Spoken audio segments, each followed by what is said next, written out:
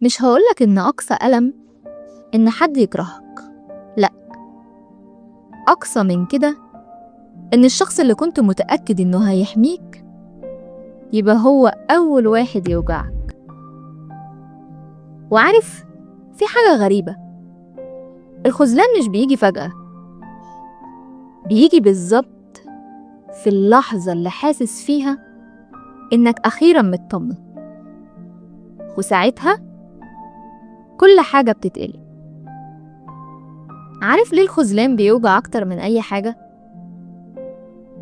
لأنه مش مجرد موقف سيء، هو انهيار الصورة اللي كنت راسمها للشخص ده في دماغك. انت مش بتتوجع لأن حد غلط في حقك، انت بتتوجع لأن اللي غلط كان الشخص الوحيد اللي استبعدته انه يعمل كده. الصدمة مش في الفعل نفسه، الصدمة في مين اللي عملها. وده اللي بيخلي ناس كتير بيقولوا أنا مش قادر أصدق، مش لأنهم شافوا حاجة مستحيلة، لأ، لكن لأنهم شافوا شخص محدش كان يتخيل إنه يعمل كده. تخيل شاب عنده صاحب من أكتر من 10 سنين، كلوا سوا وذاكروا سوا، وكل واحد فيهم بيقول للناس ده أخويا، وفي يوم احتاجه في أصعب لحظة في حياته، اتصل بيه، بعتله، استناه، والرد الوحيد كان الصمت. بعدها بأيام عرف إنه كان موجود، بس اختار إنه يتجاهله. الموقف نفسه يمكن بسيط، بس اللي كسره إن الشخص الوحيد اللي كان فاكر إنه هيلاقيه كان أول واحد اختفى. وده بالظبط معنى الخذلان. علم النفس بيسمي النوع ده من الألم صدمة الخيانة، betrayal trauma. الباحثة جينيفر فريد قالت إن الألم مش خيانة شخص بنثق فيه، مختلف تماماً عن أي ألم تاني، لأن مصدر الأمان نفسه بيتحول لمصدر تهديد. والأغرب، في دراسات بتقول إن الرفض والخيانة الاجتماعية بينشطوا مناطق في الدماغ قريبة من مناطق الألم الجسدي. يعني أحياناً الخذلان بيوجع حرفياً، مش مجرد إحساس معنوي. أول مرحلة في الخذلان هي الذهول، مفيش صريخ، مفيش دموع، في سؤال واحد بس، هو ده بجد؟ تفضل تعيد الموقف في دماغك عشرات المرات. يمكن أنا فهمت غلط، يمكن في تفسير، يمكن حصل سوء تفاهم. عقلك بيرفض الحقيقة لأنها أكبر من قدرته على التصديق. بس اسمح لي أسألك سؤال، لو شخص غريب خذلك، هل كنت هتتوجع بنفس الدرجة؟ من الأكيد لأ. وده بيثبت إن الألم عمره ما كان بسبب الفعل،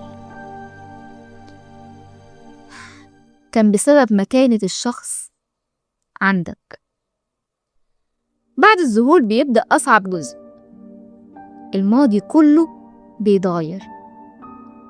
رسالة قديمة كنت شايفها دليل حب دلوقتي بقت سؤال، صورة كانت بتضحك دلوقتي بقت بتوجعك، حتى الضحكة اللي فاكرها بقيت مش متأكد كانت حقيقية ولا لأ. مش بس مستقبلك بيتغير، حتى ماضيك بيتسرق منك وبتعيشه من جديد، لكن بعيون مكسورة. في بنت كانت محتفظة برسائل شخص بتحبه من سنين، كل ما تفتحها كانت تبتسم. بعد الخذلان فتحت نفس الرسايل، بس المرة دي ما كانتش بتدور على الحب، كانت بتدور على أول كذبة، رغم إنها نفس الرسايل بس بمعنى مقلوب تماما. لكن هنا بيبدأ التحول الحقيقي. لازم تعرف إن الخذلان مش دليل إنك ضعيف، ولا إنك غبي، ولا حتى إنك وثقت في حد غلط. هو دليل واحد بس، إنك كنت صادق. في ناس كتير بقت تخاف تثق في أي حد بعد أول خذلان،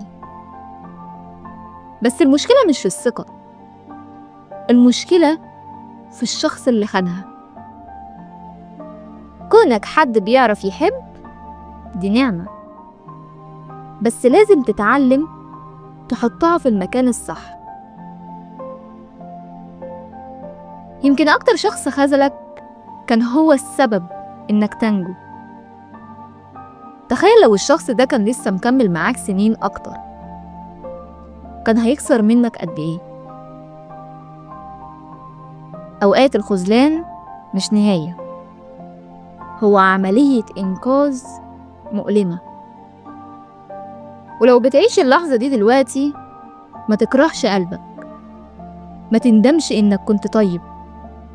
الطيبة مش عيب، العيب في اللي استغلها.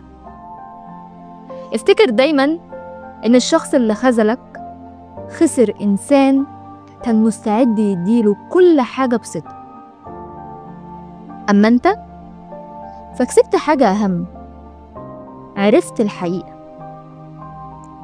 واوعى تنسى إن الشمس بتطلع حتى بعد أطول ليلة مظلمة. ولو وصلت لحد هنا، اكتب لي في التعليقات كلمة واحدة: تعافيت أو لسه.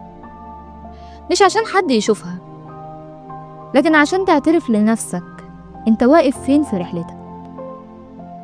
ولو حبيت النوع ده من الفيديوهات، اشتركوا في القناة، لأن الفيديو الجاي هيكون عن ليه بنرجع لنفس الأشخاص اللي وجعونا.